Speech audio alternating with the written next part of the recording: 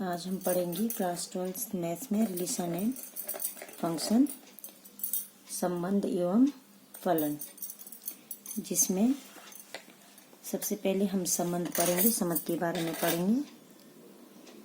तो संबंध पढ़ने से पहले जो क्लास 11 में हम पढ़ चुके हैं, तो थोड़ा सा उसके रिवाइज कर लेते हैं। इसीलिए हमें आना चाहिए सेट या समुच्चय। सेट किसे कहते हैं? तो वस्तुओं की सुपरिभाषित समूह को क्या कहलाते हैं? समुच्चय कहते हैं। या well defined collection of object क्या कहलाता है? सेट कहलाता है। जैसे मैंने एक एग्जांपल लिखा है इसमें, a इक्वल टू 1 2 3 4 और सो ऑन तक। तो ये किसका सेट है? प्राकृतिक संख्याओं का एक सेट है। एक तुम और इसमें और लिख सकते हैं हम, जैसे अंग्रेजी वर्णमाला में स्वरों का एक समूह। फिर दूसरा हमें आना चाहिए क्रमित युग्म या ऑर्डर्ड पेयर।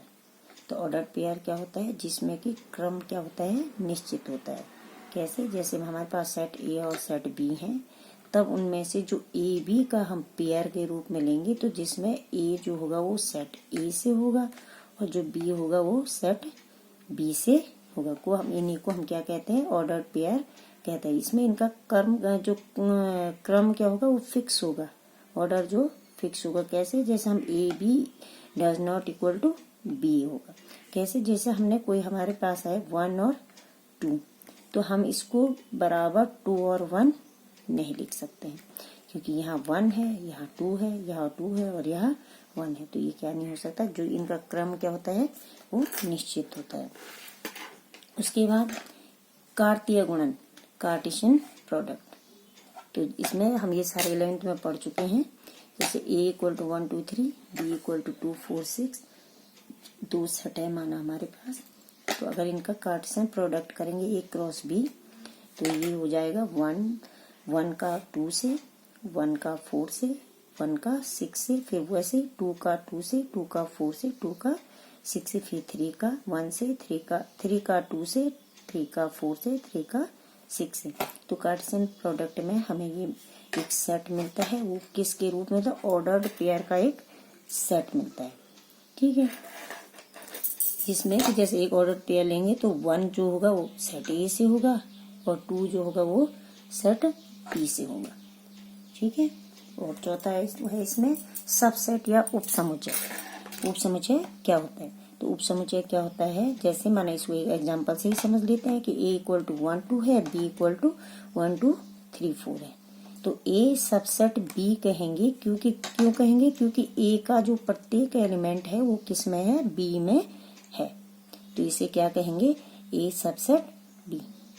अब इसके बाद हम अपने टॉपिक रिलेशन पे आते हैं।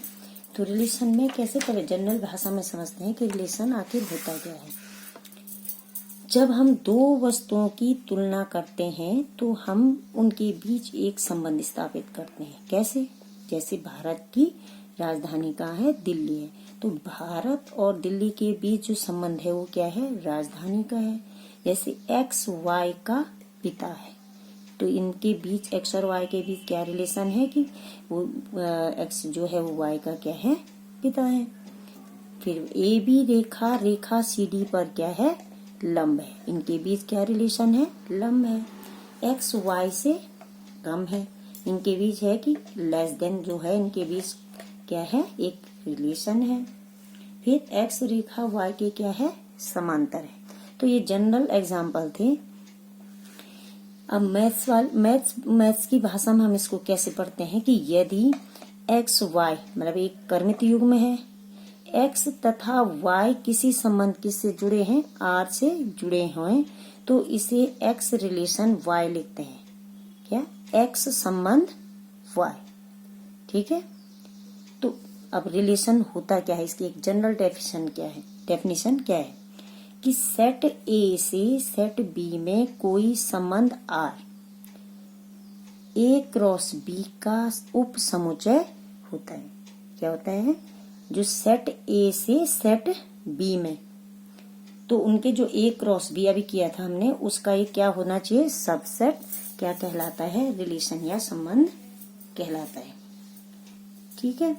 अभी हमने जो ए क्रॉस बी करा था उसी से हम एक संबंध बना लेते हैं कि माना R1 एक रिलेशन इस प्रकार है, एक्स वाई एक दूसरे से इस प्रकार जुड़े हैं कि एक्स तथा वाई क्या है, सम है, where x belong to A है and y belong to B है। ठीक है, तो इसमें से दोनों क्या चाहिए, हमें सम चाहिए। तो ए क्रॉस बी में हम देखेंगे दोनों सम कौन कौन है। तो जब हम इसमें देखेंगे तो हमें क्या मिला, 2 2 2 4 2 6। ठीक है, इसके अलावा तो कोई है नहीं। तो हमें रिलेशन में कौन कौन से एलिमेंट मिले, कौन कौन से ऑर्डर पेयर मिले, 2 2 2 4 2 6। एक रिलेशन और लिख लेते हैं कि एक्स और वाई के ऐसे जुड़े हुए हैं कि एक्स और वाई को ऐड करके कितना मिल रहा है, 5, जहाँ क्या है एक्स ए से है और वाई किससे है, बी से। तो ये क्या हो जाएगा, 1 एक्स इक्वल टू अगर 1 रखेंगे तो वाई इक्वल टू 4 आ जाएगा। और दूसरा क्या हो जाएगा, 3 और 2 जिनका ऐड 5 हो। ठीक है, तो वो कौन हो गया, 1 और 4 और 3 2। तो जब R1 और R2 को हम देखेंगे तो ये दोनों ही सेट जो नहीं होंगे वो कहाँ से मिले, हमें ए क्रॉस बी से मिले हुए हैं। ठीक है, ए क्रॉस बी के क्या है, सबसेट है। ठीक है, ये हो गया रिलेशन। अब इसमें छोटे छोटे टर्म्स हैं।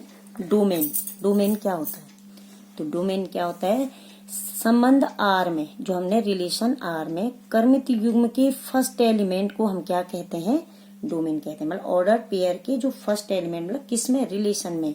जैसे इसमें कौन हो जाएगा, इसमें हमारे R1 रिलेशन में फर्स्ट एलिमेंट कौन है, 2 2 2 है।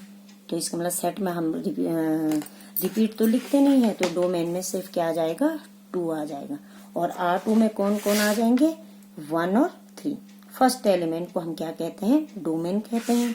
फिर रेंज या परिसर, संबंध R में कर्मित युग्म के सेकंड एलिमेंट को हम क्या कहते हैं, रेंज या परिसर कहते हैं। कैसे, जैसे फर्स्ट वाले R1 में क्या हो जाएगा, R1 में हो जाएगा रेंज 2 4 6, R2 में हो जाएगा 4 और 2। ठीक है, तो इसमें थोड़ा सा ये भी समझ लें कि जो डोमेन होता है वो सबसेट ए सेट का होता है और जो रेंज होती है वो सबसेट बी सेट की होती है।